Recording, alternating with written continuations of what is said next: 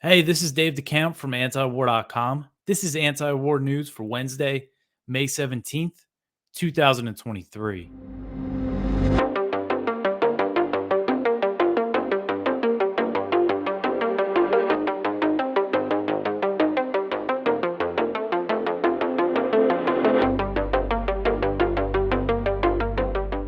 All right, the first story at the top of antiwar.com today. China says that new U.S. support for Taiwan is intolerable. So on Tuesday, China's People's Liberation Army, the PLA, responded to U.S. plans to provide Taiwan with $500 million in unprecedented military aid and reports that said hundreds of U.S. troops have been deployed to the island, warning that it will, quote, firmly crush attempts at external interference, end quote. So Taiwan's defense minister recently said that Washington and Taipei are in talks about the U.S. providing $500 million in free weapons. And these arms will be sent to Taiwan using the Presidential Drawdown Authority, which is the same authority that President Biden has been using to arm Ukraine. It allows him to ship weapons straight from U.S. military stockpiles. Secretary of Defense Lloyd Austin confirmed on Tuesday that the Pentagon does plan to send arms to Taiwan using the presidential drawdown soon. So, since Washington severed diplomatic relations with Taipei in 1979, the U.S. has sold weapons to Taiwan, but they've never provided them free of charge like this. Taiwanese media also recently reported that about 200 U.S. troops have been deployed to Taiwan to assist in training, marking the largest known U.S. military presence in Taiwan in decades. So, according to a PLA press release, PLA spokesman Colonel Tan Kefi said attempts, quote, of the U.S. side to turn back the wheel of history on the Taiwan question are absolutely intolerable, end quote. So when he was asked about the aid and the troop deployment, Tan said that the U.S. has, quote, stepped up its military collusion with the DPP authorities by strengthening military contacts and upgrading substantive relations between the two sides, which has shaken the foundation of China-U.S. relations and undermined the peace and stability across the Taiwan Strait, end quote.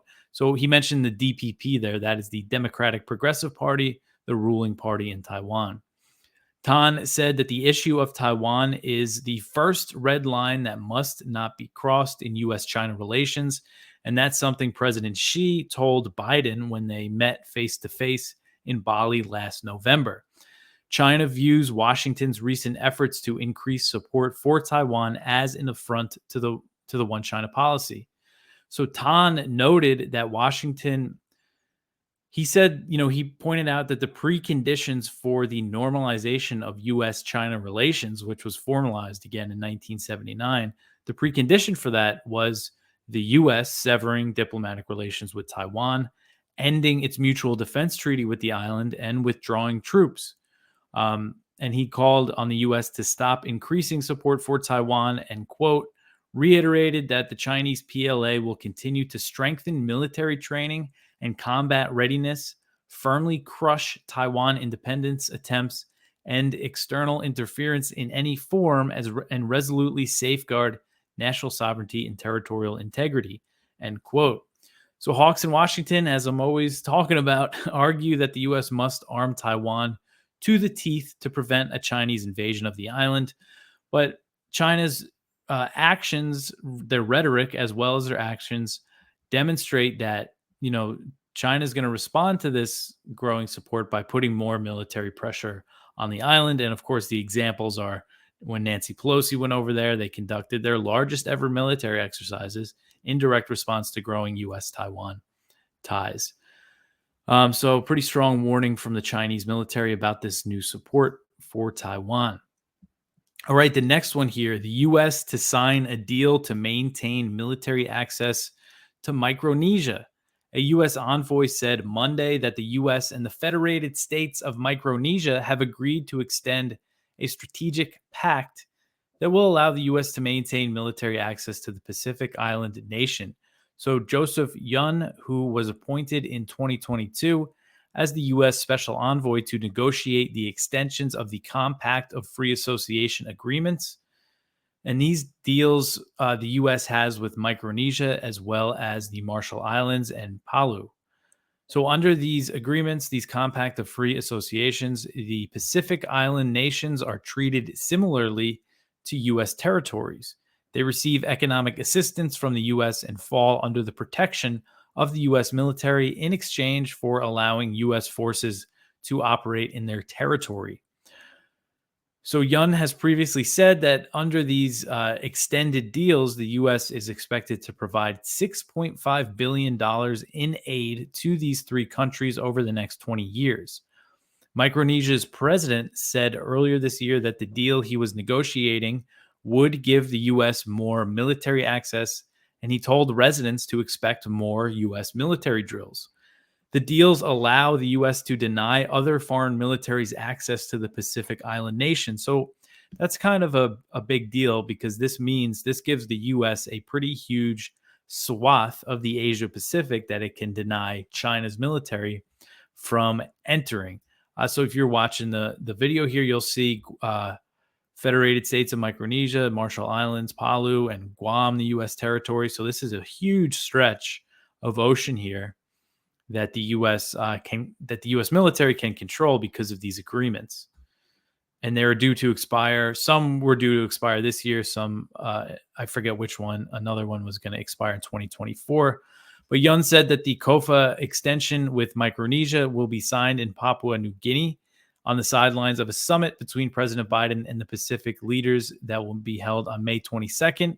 But actually, it looks like that Biden's trip to Papua New Guinea has been canceled. That was reported on Tuesday. I'll go get more into that in another story. Biden was also expected to sign a pact with Papua New Guinea while he was there, as I've covered a lot. That would give the U.S. military access to the country's ports and airports. So Yun said that he was off to Palau to negotiate another one of these Compact of Free Association extensions. And he is also traveling to the Marshall Islands soon, but he said he was doubtful that a deal would be reached with the Marshall Islands in time. He didn't give a reason why, but the Marshall Islands has been looking for more compensation from the U.S.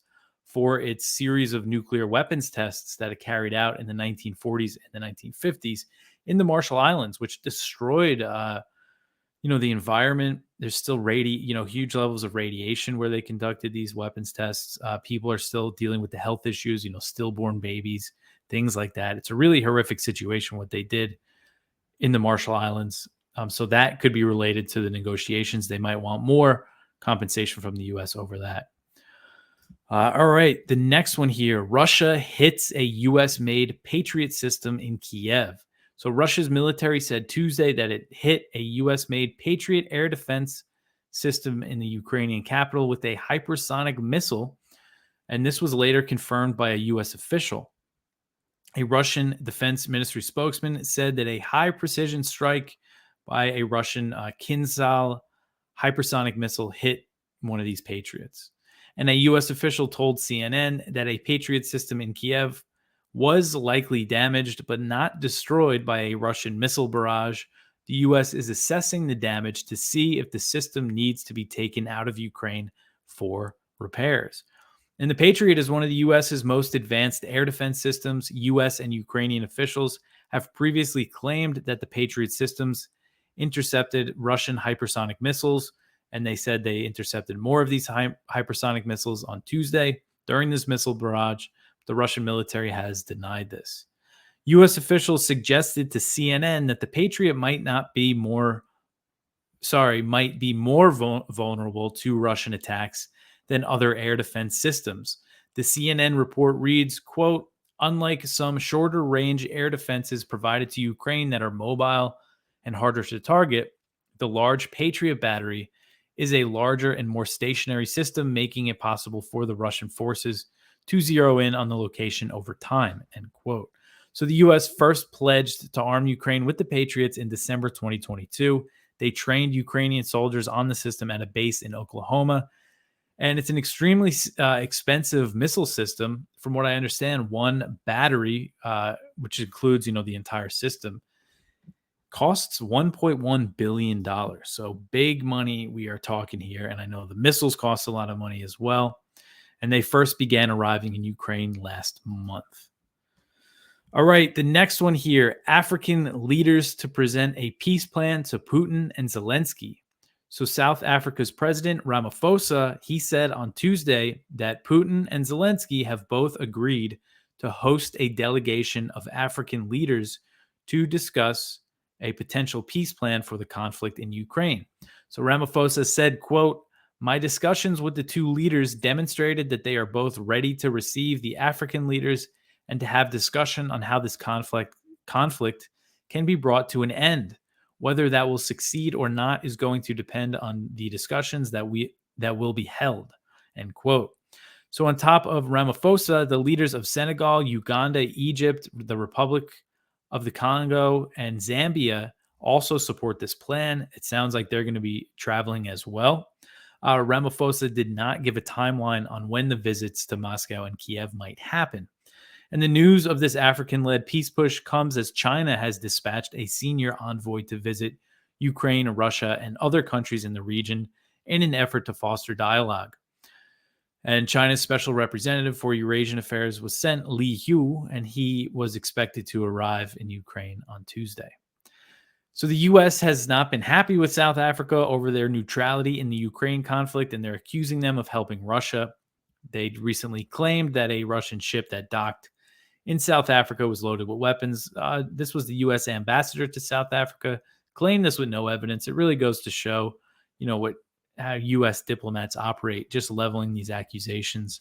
What good is that going to do? But according to Ramaphosa, the U.S. and Britain have expressed cautious support for the African-led peace push. The New York Times reported last week that U.S. officials are wary of any calls for an immediate ceasefire or peace talks. So we know the U.S. is, against the ceasefire. They said so in March.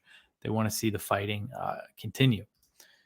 But it's good, I think, to see more countries getting involved in pushing for peace. I don't think there's anything negative about that at all. So hopefully, I don't really expect any kind of breakthrough soon, but hopefully there's some progress toward peace. All right, the next one here. The CIA publishes a video telling Russians to contact them. So on Monday, the CIA published a video on YouTube and Telegram urging Russians to contact the agency in an effort to recruit intelligence assets inside Russia. So text at the end of the video said, quote, "Contact us. Perhaps the people around you don't want to hear the truth. We want to," end quote. It's a weird video. It's in Russian. You could watch it on YouTube. I put it in the video, with the subtitles, with the captions if you want. The video closed with links to contact the CIA via secure servers using Tor, which is a web browser that encrypts user activity. The CIA has a site on the dark web that it uses to gather information from people around the world, and the agency has tried to recruit Russians throughout the war, asking them to take a huge risk by providing information via the dark web. A CIA official told CBS News back in May 2022, so a year ago now, quote, "We are providing Russian language instructions on how to safely contact CIA via our dark website or a reputable VPN for those who feel compelled to reach us because of the Russian government's unjust war," end quote. So this has been going on for a while. This is just kind of a new video that they put out. And again, it was on YouTube and Telegram. It might be on some other social media. I don't know. I mean, it's very brazen, I think. Is there any videos? Does Russian intelligence put out videos in English telling Americans to contact them? I haven't ever seen that. I don't know. But Dmitry Peskov, who's the Kremlin spokesman, he was asked about the CIA video, and he said it's likely that Russia's intelligence services were looking into the matter.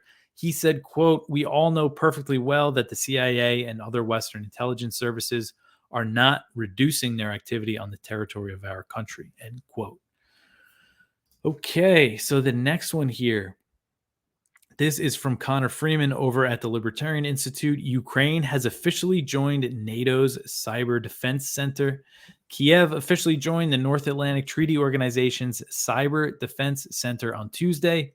Ukraine's flag was raised at the headquarters of NATO's Cooperative Cyber Defense Center of Excellence. according to a Ukrainian foreign ministry statement. So Ukraine applied to join this cyber center in 2021, and it has been a contributing participant since March 2022. Kyiv, said they were happy about it. They thanked members of the cyber defense and NATO for, letting them in this group. And the announcement represents, of course, another escalation in NATO's proxy war with Russia. Ukrainian membership in NATO or the establishment of permanent military presence on Russia's doorstep is known by U.S. officials as Moscow's brightest of all red lines, but they continue to take these steps to increase support for Ukraine, NATO support for Ukraine. That seems like it will just, prolong the war. As Russia's main demand throughout this thing and before the war was for Ukrainian neutrality.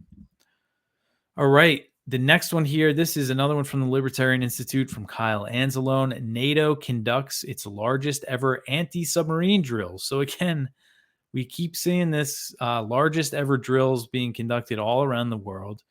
And NATO conducted war games aimed at tracking and eliminating submarines. The 12-nation exercises were the alliance's largest ever military drills simulating underwater warfare. So these drills were hosted by Iceland. They were called a Dynamic Mongoose. They ran for 11 days and concluded earlier this month. 10 ships, several submarines, and 7 aircraft from Canada, Denmark, France, Germany, Iceland, the Netherlands, Norway, Poland, Portugal, Spain, the UK, and the US participated. So they've conducted this drill annually since 2012. And again, this is apparently their largest ever iteration of this. So it seems like there's just massive exercises going on all over the world. All right. The next one here is from Responsible Statecraft. Republican plan to cut defense lost in debt limit debate. So this is from Blaze Malley. When Representative Kevin McCarthy's back was against the wall during the January House speakership fight, he struck a deal with GOP holdouts, which would have, among other things, capped discretionary spending at 2022 levels. So at the time, McCarthy said that he was open to defense budget cuts, a proposal then pushed as a bargaining chip by those Republican holdouts, including Matt Gaetz and Chip Roy. So the ongoing debt ceiling negotiations and the looming default date offer the first test of how sincere these calls were. Republican members of Congress have so far held firm that any debt ceiling increase must be accompanied by spending cuts, but talk of the DoD budget being on the table has been completely absent from the public debate. And Blaze points out that, to be fair, the talks about the defense cuts dropped soon after McCarthy secured the speakership. Shortly after he gained the gavel, some Republicans who had originally opposed McCarthy's bid assured defense hawks that the Pentagon budget was never really on the chopping block, which, I expected. I didn't really expect significant real cuts of military spending from Republicans. And basically the point of this article is that, when they're talking about this debt ceiling and they're trying to make a deal with the administration, cut some spending here to raise it, they're not even considering military spending. All right, the next one here, Biden cancels his visit to Papua New Guinea and Australia over the debt ceiling. So the Associated Press reported Tuesday that Biden has canceled his plans to visit Papua New Guinea and Australia to focus on the debt ceiling debate that is ongoing in Washington. So Biden was planning to visit the two nations after the G7 summit that will be held in Hiroshima, Japan, from May 19th to the 21st, which he's still going to attend the G7 summit. Sources told AP that the president will leave for Japan on Wednesday and return to the U.S. on Sunday. So he's still going there. And, who knows what this means for that military deal he was supposed to sign with Papua New Guinea. There's still, I'm guessing, going to be a summit of Pacific Island nations in Papua New Guinea on May 22nd. Biden was supposed to attend that. There's going to be some U.S. officials there, so maybe they'll just sign it in President Biden's absence, unless, the country gets insulted that he canceled the plan and changes their mind. That's possible, maybe. Australia, he was going to go there to hold a summit of Quad leaders, and the Quad is the US, Japan, India, and Australia.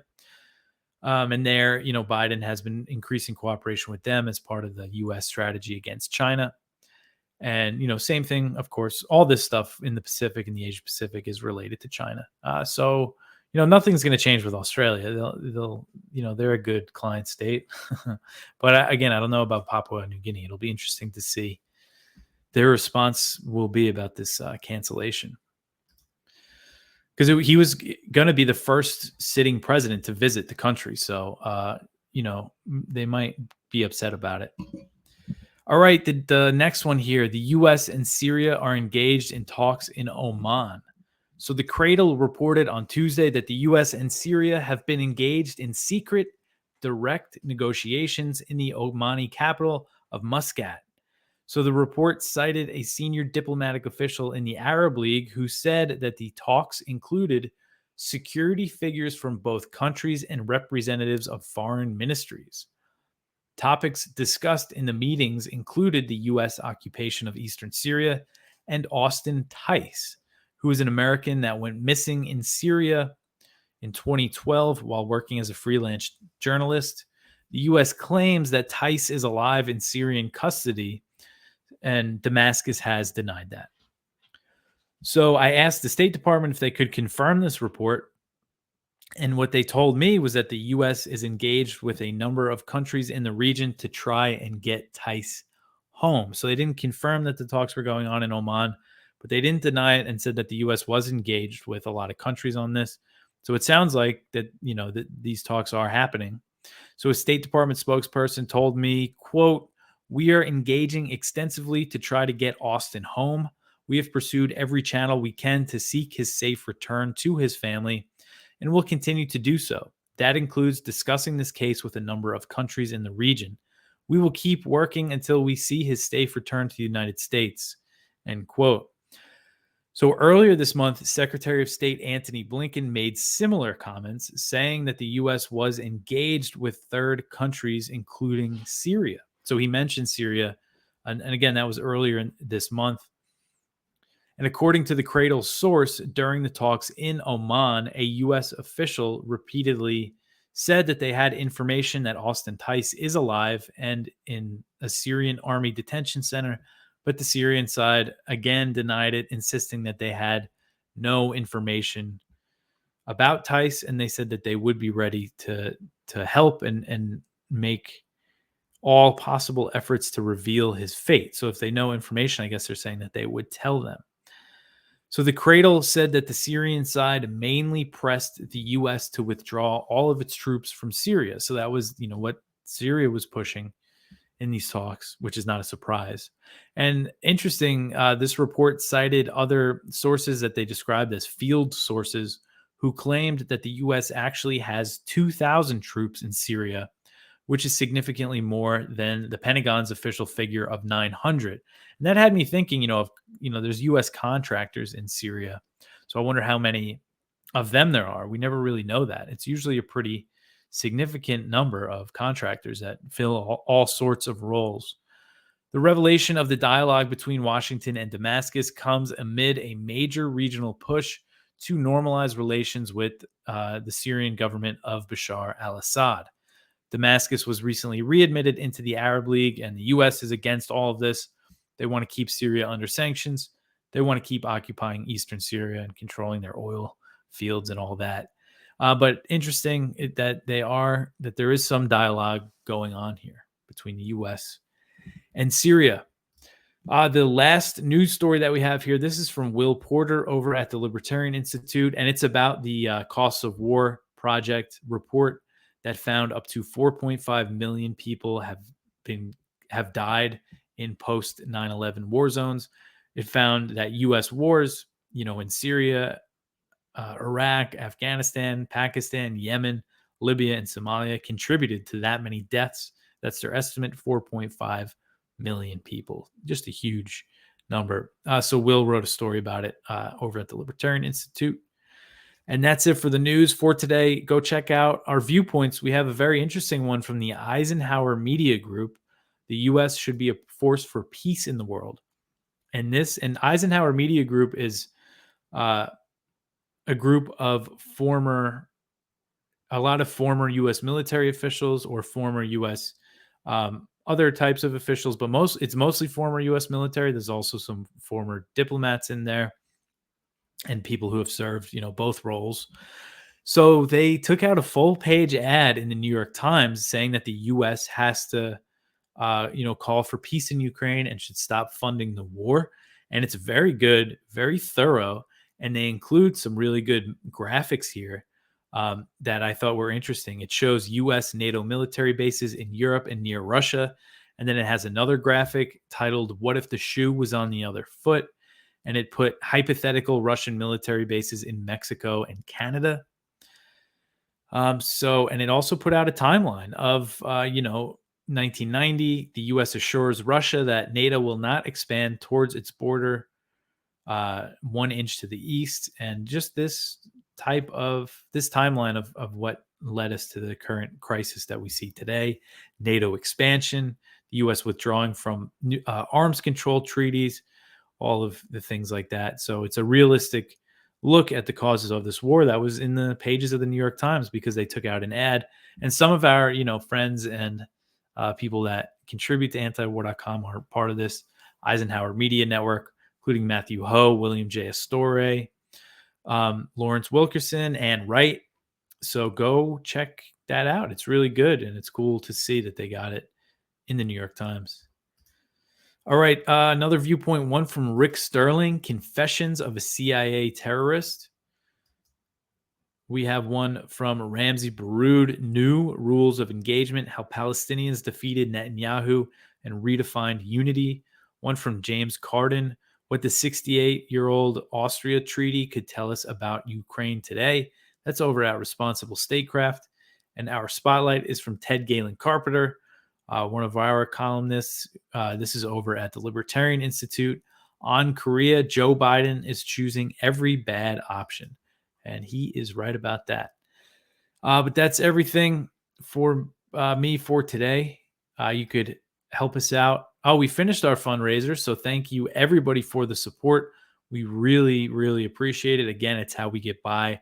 So any contribution, from $1 high, up, we just appreciate all the help, all the support, all the people that have shared the fundraiser.